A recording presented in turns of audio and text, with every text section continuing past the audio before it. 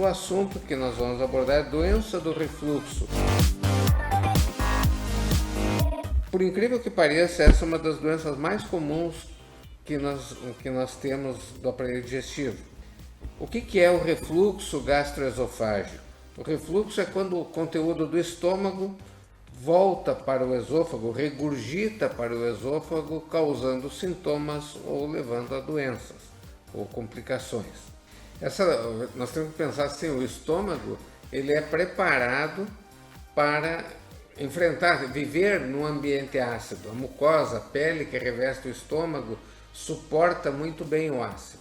Se nós pensarmos, quando nós ingerimos um pedaço de carne que cai no estômago, ele vai sofrer a ação deste ácido e se desmancha a carne pelo ácido.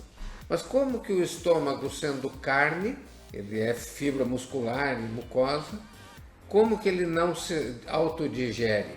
Acontece que o estômago tem uma produção de um muco que é rico em bicarbonato e que ele neutraliza a acidez do estômago, não deixando que este ácido agrida a parede do próprio estômago. Assim, o estômago é preparado para enfrentar uma acidez muito intensa. O ácido que o estômago produz é o mesmo ácido chamado ácido muriático comercialmente, que se usa inclusive para lavar tijolos, lavar calçadas.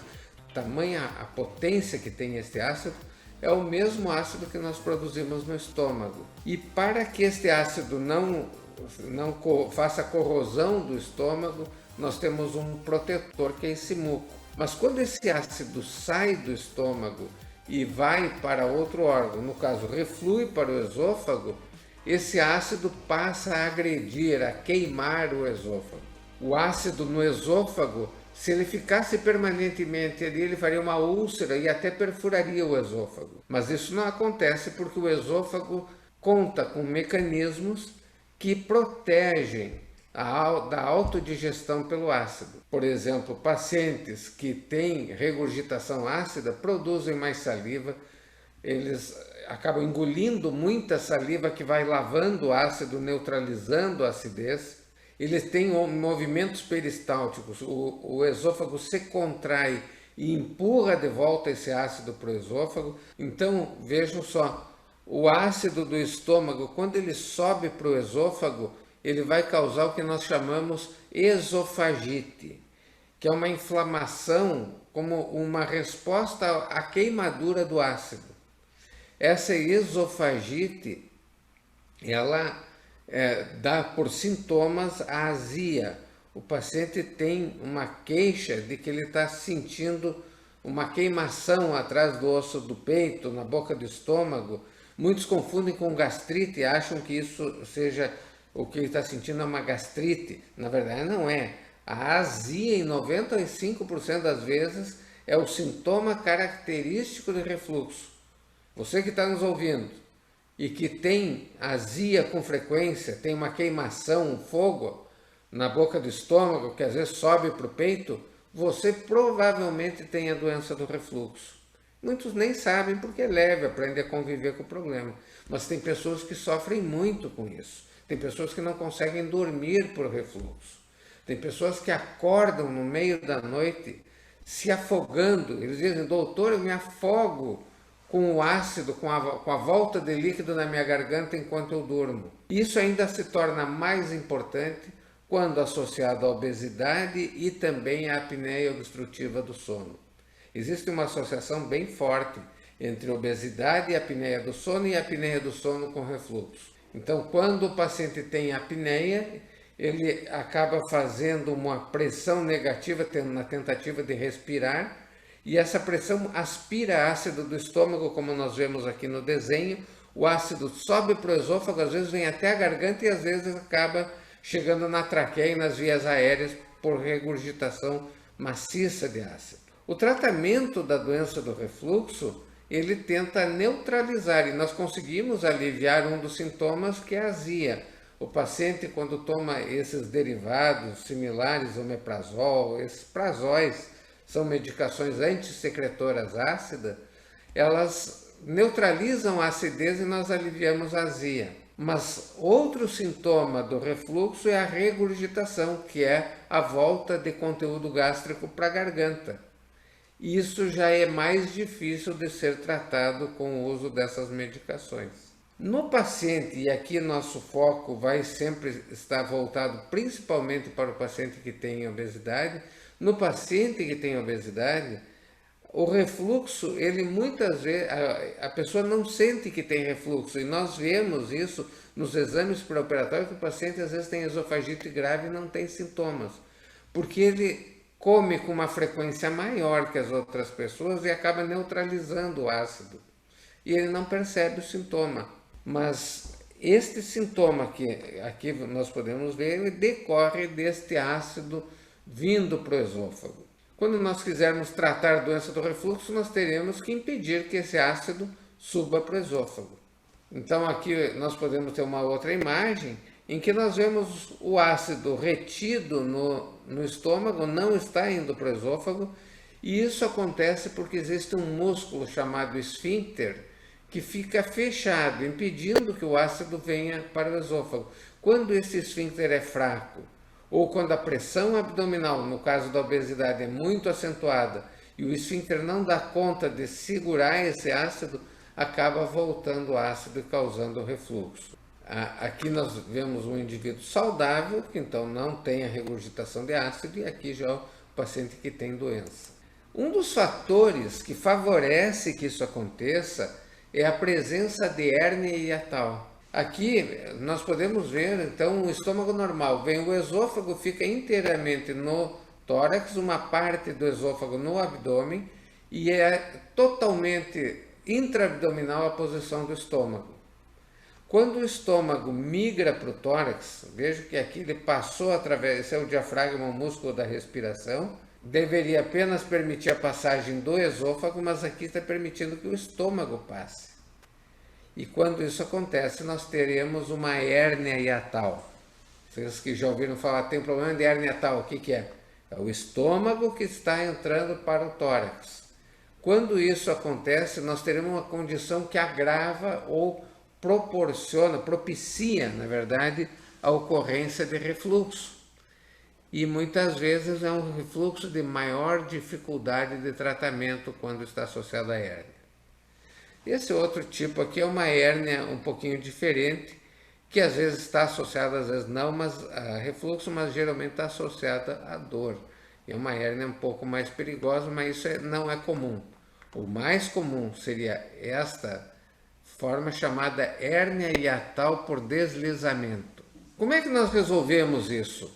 Hoje nós fazemos através de cirurgia laparoscópica, seja para o refluxo em pessoas com um peso adequado, peso ideal, que nós não fazemos daí cirurgia bariátrica para tratar. Se faz uma cirurgia que seria uma válvula, como aqui vocês podem ver, que abraça o esôfago, daí quando aumenta a pressão no estômago, essa pressão se reflete nesse braço da válvula e comprime o esôfago aqui embaixo, impedindo que o líquido suba. E com isso nós vamos ter uma válvula anti-refluxo, além da correção da hérnia quando ela estiver presente. Então nós temos essa solução que funciona muito bem para quem não tem obesidade. Igualmente, isso é feito por laparoscopia, como aqui está sendo demonstrado. Pelo mesmo acesso, nós poderemos tratar, no caso de doença do refluxo, em pacientes com obesidade, isso passa a ser uma comorbidade, ou seja, uma doença que existe junto com outra doença ainda mais grave, que é a obesidade, e que o tratamento aí é diferente. O tratamento é com a cirurgia bariátrica, e aqui nós temos as duas técnicas mais empregadas, o sleeve e o bypass gástrico, e a cirurgia que trata melhor o refluxo é a cirurgia do bypass gástrico. Provavelmente, quando alguém for consultar que tiver doença do refluxo, o cirurgião vai recomendar que seja feita uma cirurgia de bypass gástrico, sobretudo em refluxo muito intenso. As outras cirurgias, existem outras além das que eu estou demonstrando aqui, elas poderão eventualmente ser utilizadas em situações que por algum motivo o bypass gástrico não seria a melhor técnica. Mas havendo a possibilidade de escolha, no caso de refluxo intenso, nós daremos a preferência, a maioria dos cirurgiões darão a preferência pela cirurgia do bypass gástrico, uma cirurgia bariátrica. Qual é a vantagem dessa cirurgia? Além de tratar o refluxo, ela trata a obesidade, se tiver hipertensão, se tiver diabetes, se tiver outros problemas, também esta cirurgia trata. O que acontece com a pessoa que tem refluxo? Na maioria das vezes, só para ter uma ideia, nós temos cerca de 1/3 das pessoas que elas têm refluxo e a maioria tem uma evolução muito boa. Ela aprende a conviver com a doença, faz um tratamento medicamentoso, a evolução é boa. Em alguns casos, ele tem uma doença incapacitante, como o exemplo que eu dei do paciente que ao dormir acorda e não consegue dormir direito, acorda afogado no líquido que refluiu. Algumas vezes o paciente tem obesidade associada ao refluxo e que o refluxo é apenas algo a mais para que seja justificada uma cirurgia. E aí ele entra como uma comorbidade. E existem outras situações em que o paciente tem complicações graves do refluxo. E essas complicações variam desde a esofagite grave, nós temos graus, grau A, B, um grau C já é acentuado, o grau D é muito acentuado, ou ainda complicações é tão grande a esofagite que o organismo diz, eu não aguento mais, eu vou colocar a pele do estômago lá, porque ela consegue resistir ao ácido. No início do estômago dá conta, dali a pouco essa pele do estômago passa a ser a pele intestinal, modifica, e essa pele intestinal é um fator de risco para câncer. Uma das explicações, pelo fato de ter aumentado na população nos últimos 30, 40 anos esse tipo de câncer, é pela obesidade. A obesidade é um dos fatores de risco para a doença do refluxo. E a doença do refluxo, da esofagite, e a esofagite da ocorrência de câncer. Então, quem tem esofagite não tem que entrar em pânico que vai ter câncer, não, é mínimo, muito pequeno o número. Mas quem tem esofagite grave, esse deve procurar o gastroenterologista e eventualmente o cirurgião, laparoscopista, e se tiver obesidade acentuada, procurar o cirurgião bariátrico, e a gente sempre reforça, vinculado à Sociedade Brasileira de Cirurgia Bariátrica e Metabólica, que serão as pessoas mais capacitadas para entender e tratar o seu problema. E surge uma pergunta aqui, doutor Carlos, da Loreni. Há algo que uma pessoa faça que possa desgastar essa mucosa que protege o estômago do seu próprio ácido? Existe, obrigado pela pergunta, Loreni. É o seguinte, desgastar talvez não seria a melhor explicação, mas talvez ajudar que o ácido causasse dano à mucosa e aí nós poderíamos ter uma gastrite. Existem várias coisas. O próprio estresse, se eu aumentar muito a produção de ácido, pode ser que os mecanismos de defesa do estômago não deem conta de se proteger. Então o estresse aumenta ácido, o uso de aspirina pode dificultar a circulação sanguínea do estômago, e o estômago com menos circulação produz menos desse muco e tornando o estômago mais suscetível ao ácido e aos sucos gástricos, não é só ácido que tem no estômago. Até uma das coisas que às vezes acontece é faltando circulação, não é que vai isquemiar, mas falta o suficiente para levar o ácido, ele entra pelo estômago e ele é levado embora pelo sangue. O ácido que conseguir passar no estômago é levado, é lavado pela circulação sanguínea. Quando falta sangue para lavar ou é insuficiente, não é que vai faltar sangue para o estômago, mas falta para tirar esse excesso de ácido que consegue romper a barreira, nós teremos uma acidificação e aí nós teremos o que nós chamamos de úlcera. Então a úlcera é algum ponto que o estômago não conseguiu dar conta de limpar a acidez. E aí acaba fazendo uma ferida tão grande a quantidade de ácido, que acaba fazendo uma ferida, e essa seria a úlcera péptica. Existe uma bactéria que pode favorecer que isso aconteça, enfraquecendo a capacidade de reação das células do estômago em relação ao ácido. Então é outro fator de risco, é uma bactéria chamada Helicobacter pylori. Então isso pode causar tanto no estômago quanto no intestino, chamado duodeno, logo depois do estômago. Então nós temos alguns fatores que podem desgastar, como a senhora disse, ou enfraquecer a mucosa do estômago, causando dano por esse ácido. Há uma outra pergunta, se existe solução medicamentosa para o refluxo.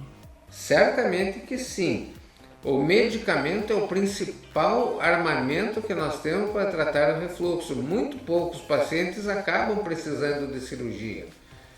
Quase que daria para dizer que a cirurgia vira uma opção. O paciente que tem doença do refluxo, é preciso que se diga que ele tem uma doença crônica e geralmente uma doença incurável. Mas ele aprende com mudanças comportamentais e com o uso de medicamento, ele consegue conviver com a doença. Ele pode não ter a solução, resolver definitivo, mas ele tomando um comprimido por dia, ele pode dizer, olha, com esse comprimido eu vivo muito bem, estou resolvido o meu problema, não quero mais nada, estou ótimo. Siga tomando o tratamento e vai viver bem. Você ouve falar também, e os riscos, os perigos de tomar o omeprazol, o pantoprazol. Na bem da verdade, nunca se comprovou isso. É um medicamento que se usa há 30 anos, talvez mais do que isso, e nunca se comprovou um grande dano pelo medicamento. Alguns trabalhos apontam preocupação com câncer ou com outras coisas, mas isso é controverso, não existe uma definição clara. E existem trabalhos também demonstrando que o uso dessas medicações diminui a ocorrência de câncer. Então, não se tem definição. O que a gente pode dizer é que é um medicamento altamente utilizado, extremamente seguro, e que quem tiver doença do refluxo, se dá bem com o tratamento, siga tomando o medicamento, claro que sempre sob um acompanhamento, uma supervisão médica. Que é se o medicamento ele trabalha apenas na acidez do estômago ou se ele trabalha também naquela válvula, ele regula aquela válvula de alguma forma. Existem medicamentos, vamos ver assim, eu vou falar diferente. O que nós queremos para tratar a doença do refluxo? Nós queremos diminuir a quantidade de ácido no esôfago. Eu posso diminuir fazendo com que o líquido que reflui não seja tão ácido, ou eu posso diminuir aumentando a eficiência deste músculo, dessa válvula, para que o ácido não consiga vencer a resistência, não consiga ultrapassar e voltar para o esôfago. Então, dessas duas formas, a maneira mais eficiente de tratamento para diminuir a acidez é a medicação. E para reforçar a válvula é a cirurgia. Existem alguns medicamentos que reforçam, mas é tão pouco para reforçar que ele, do ponto de vista prático, ele acaba não sendo eficiente em uso isolado. Ele pode ser usado com outros medicamentos que neutralizam o ácido, mas isoladamente, medicamentos que aumentam a força dessa válvula, é o caminho mesmo, e para isso, se eu quiser isso, é fazer a cirurgia. Esse ácido, ele não prejudica o intestino quando a comida está sendo diluída? Excelente pergunta. O que acontece? Quando o ácido sai do estômago, primeiro que ele já foi neutralizado pelo muco, já diminuiu bastante a acidez. Segundo, que tem alimentos que também neutralizam o ácido, a gente chama efeito tampão. Para que eu tenho ácido? Tenho ácido que está no estômago esperando chegar o alimento para ser desmanchado. Quando o alimento cai nesse ácido, ele neutraliza, ele tampona, ele neutraliza o ácido, ele não fica mais tão ácido. E aos poucos ele vai gotejando, esse conteúdo gástrico vai passando para o intestino. Quando chega no intestino, ele encontra um ambiente alcalino, seja no duodeno pela bile, ou no caso de uma cirurgia bariátrica que tem o intestino, o intestino também produz bicarbonato, que acaba neutralizando esse ácido. Então é muito difícil, embora aconteça, de que o ácido não consiga ser neutralizado no intestino. Quando isto acontece, nós teremos lesões, a maioria delas são úlceras ou duodenites, que são causadas pela ineficiência ou insuficiência de neutralização deste ácido no intestino. Não é comum, mas pode acontecer. A Jussara pergunta se existe alguma doença relacionada à não produção do ácido no estômago para diluir a comida. Sim, obrigado pela pergunta. Isso aí, nós podemos dizer assim, ó, o ácido ele é produzido por um tipo de célula no estômago. Se a pessoa tiver uma doença chamada gastrite atrófica ou atrofia gástrica, ela poderá não produzir ácido ou produzir muito pouco ácido. E esse é um dos fatores de risco, de alto risco de desenvolvimento de câncer de estômago. Então a atrofia gástrica ou vamos colocar atrofia ou quando a pessoa tem uma gastrite com uma atrofia grande, mas ainda não é completa que nem a atrofia, nós estamos num processo muito preocupante que deve ser acompanhado. Se há índices de refluxo em crianças. Existe, e o refluxo na criança é um pouco diferente do refluxo do adulto. A criança, existe uma situação que é um refluxo fisiológico, principalmente em bebê. Se ele mamar um pouquinho demais, ele vai regurgitar. E quando ele regurgita mais do que o excesso, e ele fica com fome. Daí ele mama muito e ele pode regurgitar de novo. Então é um refluxo fisiológico, mas que pode ser acentuado e às vezes até, e aí já patológico, ele pode estar associado inclusive de perda de peso do bebê. E deve ser tomado alguns cuidados para lidar com essa situação, que às vezes é bem angustiante para os pais. Mas não significa que uma criança que tiver refluxo, que quando adulto vai ter também. É uma fisiopatologia um pouco diferente. A causa da doença na infância, principalmente quando bebê, é diferente da causa do adolescente e do adulto. A cirurgia do sleeve, qual é o papel que ela exerce sobre a produção de ácido no estômago, já que o estômago ele fica bem menor? Excelente pergunta, eu vou precisar de uma imagem para poder explicar aqui. Na cirurgia do sleeve é essa que está aqui, ó. Nós retiramos toda essa parte do estômago, então vamos diminuir bastante a produção de ácido. Só que esse tubo aqui, ele continua produzindo ácido, e se nós formos pegar um estômago todo cheio de líquido, ou esse estômago com um espaço bem menor, a produção de ácido, o pH do estômago, a acidez do estômago será muito similar. A diferença é que tem menos líquido. Só que no paciente que tem sleeve, ele conserva um músculo aqui, pilório, que também é um esfíncter que impede o ácido de ir para o intestino. No momento que esse esfíncter estiver fechado e aumenta o volume de ácido, comida, líquido, saliva que tem aqui, e houver um aumento de pressão intraabdominal, porque a pessoa tosse, espirra, se movimenta, faz força com o abdômen, ela vai comprimir aqui, e comprimindo, ela vai ter uma condição de fazer com que o ácido suba para o esôfago, aumentando a chance de refluxo. Assim, a cirurgia do sleeve é uma cirurgia que potencialmente gera refluxo. Aqui fica, por isso que ela é uma cirurgia que trata melhor o refluxo. Ela deixa o estômago pequenininho e produz pouco ácido aqui, mas o que produz imediatamente esvazia para o intestino. Aqui fica represado, porque tem um músculo fechando. Aqui não, aqui está aberto. Então o ácido escoa para o intestino e se aumentar a pressão ele não consegue voltar para o esôfago, então não causa tanto refluxo. O ácido que fica produzido aqui não alcança essa porção do estômago, então não é capaz de refluir esse ácido desse estômago aqui. Muito obrigado para todos. Curta, compartilhe com os amigos. Vamos tentar esclarecer as pessoas cada vez mais dessas condições, tanto da obesidade quanto das doenças do aparelho digestivo, que será o objetivo de nossas apresentações e exposições aqui. Um grande abraço e até a semana que vem.